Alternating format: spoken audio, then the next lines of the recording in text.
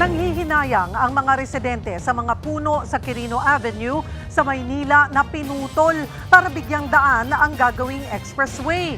Pangamba nila, mararamdaman ang epekto niyan kapag pumasok na ang tag-ulan. Nasa frontline ng balitang yan, Simon Gualvez.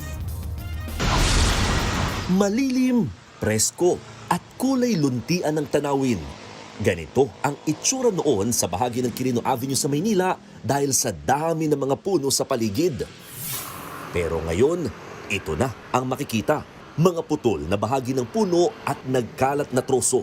Ang iba, kung hindi tinabunan muna ng lupa, ay tinakpan naman ng trapal. Tila nakalbo na rin ang hile-hilerang puno sa Center Island. Noong nakaraang linggo, nakuhanan pa ng video ang unti-unting pagpuputol sa mga sanga ng matatandang punong ilang dekada nang nakatayo rito. Sa ngayon, halos 300 puno nang natapyas. Kaya ang mga residente, hindi may tago ang pagkadismaya sa pag-alis ng mga punong kasabay na raw nilang tumanda sa lugar. Fruit-bearing tree yan mangga. Pag panahon ng mangga, ang daming mga bata na kinabang, pati kami. Hingi-pengi sa mga kumukuha. Tama yung kanta ng asin. Wala nang punong maakyatan. Wala nang hangin na mararamdaman dahil nga mainit na. Matatamaan kasi ang mga puno ng gagawing Southern Access Link Expressway o SALEX na konektado sa Metro Manila Skyway Stage 3. Nasa halos 4 na kilometrong haba nito na makakatulong sa daloy ng trapiko.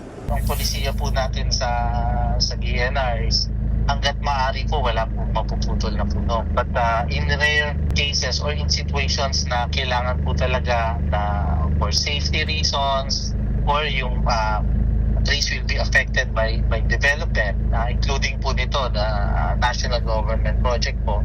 As a last resort, we permit the cutting activities po. Nitong Marso, binigyan ng permit ng Department of Environment and Natural Resources o DNR ang pagpuputol ng puno sa lugar. Sa kabuuan, nasa 617 punong inaprubahang alisin, pero hindi naman lahat ay kailangang putulin. Nasa halos 100 kasi rito ang sasailalim sa earth balling o huhukayin mula sa ugat at ililipat sa ibang lugar. Natsyempuan pa nga namin kanina ang puno ng manggang ito na hinuhukay para maitanim daw sa Intramuros. Pero aminado ang DNR, hindi lahat ay pasado sa earth balling dala ng katandaan. May mga species na pag tin-transplant mo siya, yung survivability niya mababa. Tapos at the same time, yung mga trees na napapansin din, medyo masakit na yung iba, kaya hindi na siya tina-transplant. Hunyo nung nakaraang taon ng pagkalooban ng Environmental Compliance Certificate ang proyekto. Kaakibat nito ang pagsiguro na maiiwasan ng pagbaha, pamamahala ng basura, pagkontrol sa ingay at tree replacement program sa kasagsagan ng SALEX project. Nasa 70 araw o 3 buwan ang ibinigay ng DNR para maialis ang lahat ng matatamaang puno. Hindi bababa sa 20 taon na nakatirik itong puno ng lanutan at niyog dito sa lugar. Kabilang yan sa mga puno dito sa kahabaan ng Quirino Avenue na ilang taon nang nagbibigay serbisyo at tulong sa maraming residente rito. Pero kapansin-pansin na ang mga punong yan may nakapaskil na ring numero. Indikasyon na nakatakda na itong putulin sa mga darating na araw. Nangangamba ang mga residente sa epekto ng pagpuputol sa mga puno ngayong paparating ng tag-ulan. Pag bumabaha, hindi yan pumupunta sa lugar namin dun sa may bahay namin. Eh ngayon, nangangamba naman kami. Baka pag bumaha, grabe naman baha. Dati ang baha dyan, tigatalampakan lang. Baka ngayon umabot na ng tuhod kasi wala na sisip-sip kahit papaano. Paniniguro naman ng DNR, sa kada isang punong mapuputol, 100 seedling ang kailangang itanim bilang kapalit. Kaya inaasahang 50,700 na mga bagong puno ang nakatakdaro muling yumabong sa pakikipagtulungan ng kagawaran sa mga lokal na pamahalaan. Kailan pa yun mangyayari?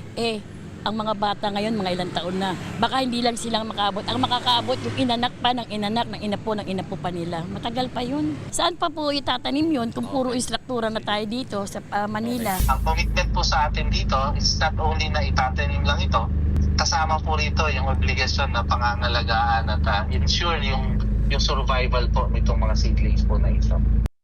Nagbabalita mula sa Frontline, Mon Gualvez, News 5. Mga kapatid, Cheryl Hosing po. Maging maalam at may pakialam sa mga napapanahong issue at headlines. Mag-follow at mag-subscribe na sa social media pages ng News 5.